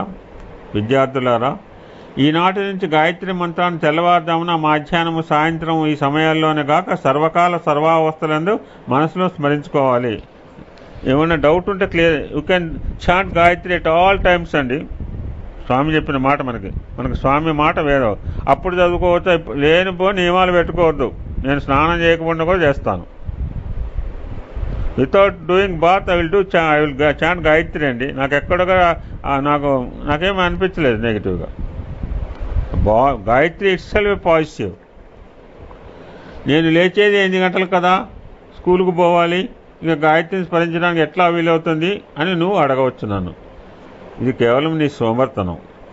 నువ్వు తెల్లవారు లేస్తూనే బాత్రూమ్ పోవటం లేదా, పళ్ళు తోముకోవటం లేదా, స్నానం చేయటం లేదా?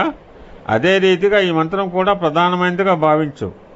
నువ్వు స్నానం చేసేటప్పుడు గాయత్రి మంత్రం చదువుకుంటూ స్నానం చేయి. అది గాయత్రీదేవికి అభిషేకం చేసినట్టు అవుతుందండి. అన్నం తినే ముందు మంత్రం చెప్పి తిను, ఆ అమ్మవారికి నైవేద్యం. ఈ రెండు నేను ప్రాక్టికల్గా చేస్తానండి. నేను అన్నం తినంతసేపు గాయత్రి చెప్పుకునే ఉంటూనే ఉంటాను. ఇది సులభమైన మార్గాలు ఉన్నప్పుడు మనం ఎందుకు ఇంత శ్రమ పడాలి?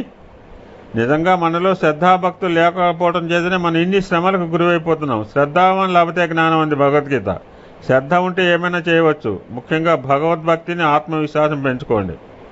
సెల్ఫ్ కాన్ఫిడెన్స్ ఉండాలి, భగవద్ విశ్వాసం ఉండాలి. Belief in self and belief in God is the secrets of greatness. నీ మీద నీకు విశ్వాసం ఉండాలి, భగవద్ విశ్వాసం. మనం దేనిలోనే రాణించవచ్చు. అమ్మా నాన్నలతో కూడి ఆనందంగా భగవన్నామస్మరణ చేయండి, భజన చేయండి. ఇలాంటి కఠినమైన బాధలైన క్షణంలో తొలగిపోతాయి.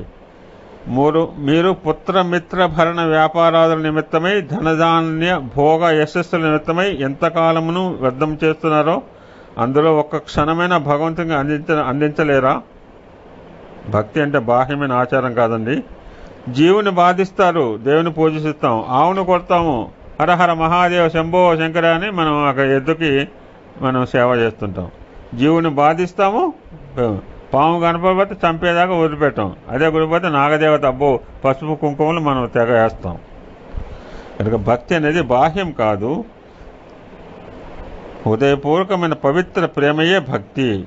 కనుక ప్రేమాత్మ స్వరూపులారా, అందరినీ ప్రేమించండి అని స్వామి తన యొక్క దివ్యమైన సందేశాన్ని, ఇది ఎప్పుడంటే 23 ఆగస్ట్ 1995న సాయి కుల్వంత్ హాల్లో సామూహిక ఉపనయనం కార్యక్రమం అప్పుడు స్వామివారు ప్రసాదించిన అద్భుతమైన ఈ గాయత్రి మంత్ర సందేశం అండి. ఓం శాంతి శాంతి శాంతి సమస్త లోకా